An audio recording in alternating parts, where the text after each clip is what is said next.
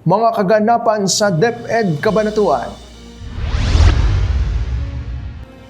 Wings program sa Pulillo Elementary School suportado ni Bukal Jojo Matias. Sabon at alkohol ipinamahagi sa unang araw ng pasukan.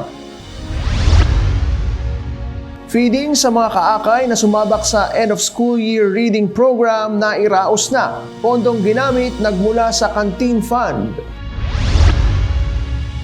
Paggamit ng digital devices sa assessment sa Aka Elementary School patuloy pa rin.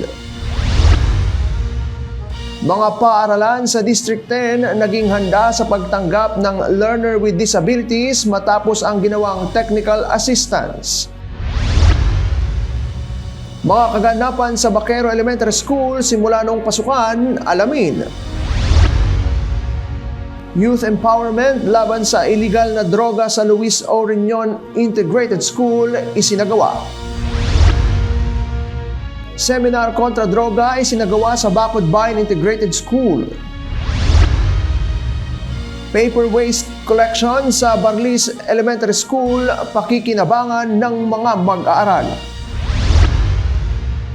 Mga mag-aaral ng Kalibangbangan Integrated School sumailalim sa basic life support at first aid training.